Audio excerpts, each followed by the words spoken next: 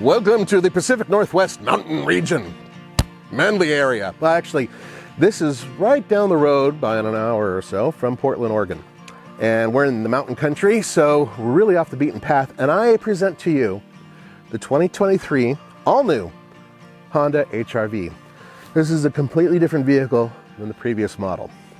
Bigger, beefier, and I don't know, you'll have to decide whether or not it's improved. I'm actually really lucky because I got to see the first Honda HR-V event several years ago in Miami, Florida. Not the best place to review a vehicle, it's all flat. Now we're in hill country, I mean literally. So very interesting place to review this vehicle. And in this video, what I'm going to do is take you around the car, show you all the details, and also go over the numbers, because you'll be really surprised to find out the good and bad of this vehicle when it comes to numbers. So let's get started. First of all, powertrain. This is a 2-liter, right? By the way, a lot of components here are out of the Honda Civic, but it's not a Honda Civic wagon, even though I said it once and they got mad at me. Anyway, this has the 2-liter, 158 horsepower, 138 pound-feet of torque 4-cylinder engine, which is out of the Civic, and it is hooked up to a continuously variable transmission.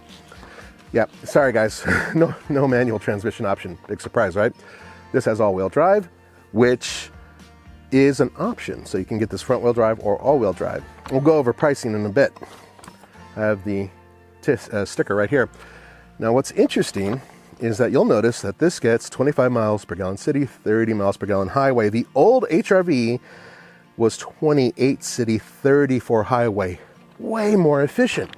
Why is that? Well, for one thing, even though it had a much weaker engine, the old one, it was a much smaller vehicle in terms of its foundations, because that was based on the Honda Fit, which is good and bad. That was a smaller vehicle. It was pretty much anemic in terms of its powertrain. As a matter of fact, the old one put out 141 horsepower and 127 pound-feet of torque. So you're getting a lot more power out of this, but it's not as economical. The other thing is that because it was based on the Honda Fit, they actually had the gas tank in that older model relocated underneath the driver's seat. And that gave you what was called the magic seat. Let me take you around. A little tour here. First of all, have a look at the passenger seat. I actually have the glove box and the center stack open for you, so that way you can see what's inside the armrest, how much space there is. I wanted to make sure you guys got a pretty good idea of what's going on here, because this is a larger vehicle in many ways, but interestingly, it actually has one less cubic foot, I should say, of space inside than the previous Honda HR-V. Now, why is that? Well, it's a very simple reason, and I'll show you in the back seat. Now, the old Honda HR-V had what was called magic seats. Because the gas tank was relocated to the front seat underneath it, you used to be able to lift up the seat, and it was a completely flat floor. It doesn't do that anymore. Basically, it's a very simple SUV setup, or crossover setup, I guess, in terms of this whole location here. So you don't have the ability to lift that seat up, which in the old one, the benefit was you were able to put in like a bicycle, or in my case, a large dog kennel. That fit very easily. This one doesn't do that. But let me show you something. Stay right there with the camera. It does fold very flat. So the seats fold down fairly flat in here, and it does give you some notable cargo space. Now you can take a look here and just see how the bags are set up. 24.4 cubic feet behind the second row, and up to 55.1 cubic feet with all the seats folded. That is on the higher end of the class. Also, you might be curious, there is more cargo space down here, a little bit more. And then, yes, underneath there, can you see that donut? There's a donut down there. I do like the fact that there's a spare tire. A lot of vehicles are getting rid of spare tires and using run flat tires. I'm not a big fan of that. So you may consider that a positive. All right, let's talk about something else which you'll be able to see from the outside. I'm going to close up some doors here. Yeah, I got a little dirty coming up the hill. I work at TFL, man. This is what we do. We do a little bit of dirt, right? A lot more dirt's coming in the next video, where we actually are going to take it off-road and on the road. But in this video, I wanted to show you something very interesting. Okay, the wheelbase on this vehicle is, according to this, 104.5 inches. which is, by the way, one of the longer wheelbases in this class if you compare it to almost every vehicle it competes with. What does it compete with? Good question. How about the Toyota Corolla Cross? That actually has a 103.9 inch wheelbase. So this one is about a half an inch longer, but its overall length is longer as well. Compared to the previous HRV, it's 9 inches longer altogether, the overall length. And it also, once again, longer wheelbase. So why is the longer wheelbase a big deal? Well, one of the reasons why, and I'll show you over here, has to do with backseat space. This is a huge reason for this vehicle being what it is. The ability to put a large human being like me behind pretty much anybody comfortably with plenty of legroom. This is basically how far I would be, and I'm 6'1", and I have got a ton of space. No, these seats do not recline or slide or anything else as far as I can tell, but door openings are relatively big. Most importantly, legroom and headroom are really, really good for people who are tall. Okay. Now, I haven't driven it yet. Once again, you're not getting a driving impression out of me, but I wanted to go over a couple other numbers that are really interesting. Now, have a look at the car. They completely redesigned it. Has nothing to do with the previous model.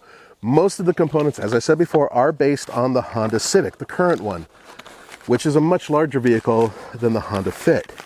Now, in terms of an interesting vehicle this competes against, for those of you who have a long memory, the original Honda HRV, all right, which in many ways kind of established the segment, that along with the Toyota RAV4, is actually smaller and less powerful than this vehicle.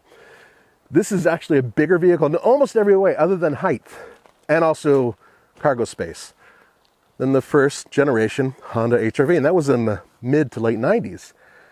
Sorry, not HRV, CRV. The original CRV in the late 90s, this is actually bigger than. That's what I meant to say. Okay, so why is that important? Well, a lot of Americans, so this is really difficult for the Americans, want bigger, always want bigger, even at the expense in some cases of efficiency, and that's exactly what this shows. So the previous HRV was more efficient, but smaller in most ways. Ironically, it can hold a little bit more. Anyway, this one does more physically, more power, more room for passengers, more torque, more length, and most importantly, more style. I don't know about that. That's actually something you guys are going to have to figure out. So what about pricing? Well, the one that we're driving right now is $30,000. Then they start at $23,650, and that is for the LX. Then $25,650 for the Sport, it's the mid-level, and then $27,450, that's for the EXL. It's essentially what we have going on here. This EXL MSRP is $28,950 before destination, all that stuff. Now, you can buy any one of these pretty much with front-wheel drive, but if you want the all-wheel drive, that's $1,500 more. So that's another thing you have to tack on there when you look at it. And by the way, this vehicle is available now, so you can go online and configure one, kind of, sort of. Later on, they'll have more configuration material available for you. Let's go on to the back real quick before we close this up. By the way, because Honda wanted to make everything really, really even, every single person here's reviewing this car gets the same color. I don't know if that's good or bad, so keep that in mind. So I wanted to go back here, show you one more thing. Now, this vehicle has about 6.7 inches roughly of ground clearance. That is on the lower end of the class. There are a lot of other vehicles that give you a lot more. Subaru is a really good example of that. Also, in terms of price and components and everything else, I would say the direct competitor for the HRV right now, in my book, is the Toyota Corolla Cross. But the thing is that the Corolla Cross and even the Subaru offer more than one powertrain. The Toyota Corolla Cross now has a hybrid version available. The regular version is probably comparable to this one in terms of overall performance. I think that the HR-V might actually handle differently. I can't say whether or not it's better because no driving impressions yet. But they do handle differently, I can say that. Sorry, just got a mosquito in my mouth. The Subaru offers two different engines as well, so you can get a 2-liter or a 2.5 liter. Now, the regular 2-liter Subaru is anemic compared to this vehicle, but they do have a 2.5 liter, which is much beefier and probably a much closer competitor to this vehicle. All of them are priced within $1,000 of each other, so they're all very close. But as I said before, I really do think that the Toyota is the most direct competitor to this one. Yes, this is a Jeep Renegade. I guess you could even say the Fiat 500X, maybe. But anyway, this vehicle, I think, does compete directly with the Toyota. And the funny thing is, when I asked them about a hybrid, because, hey, they already have a hybrid CR-V, they said, well, we'll talk about it later. They can only speculate on what they're going to do in the future. They're not going to make any announcements right now with a brand new vehicle, right? Okay, a couple things before we close up. Let's move to the front. I already mentioned price, availability right now. I want your opinion on the way this vehicle looks, because it looks a lot different to me in person than it does online, and I'm curious to whether or not it looks different to you on video than it does perhaps on the pictures and the renderings that we've shown in the past. Final component of this whole thing, by the way. If you're curious about the differences in trims and all that, you're going to see that in the next video, but for the most part, it goes from just nicer interiors, 7-inch screen on the two base models, and then a 9-inch screen on the nicer model. Regular seats on the base model, heated seats on the second level, powered seats on the third level, stuff like that.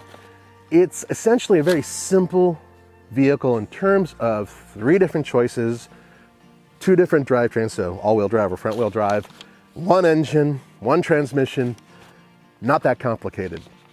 In the near future, you're going to be seeing a video where we take this vehicle not only on the road and through twisties and on the highway, but off-road as well. So stay tuned for that. I'll catch you guys next time. See you later.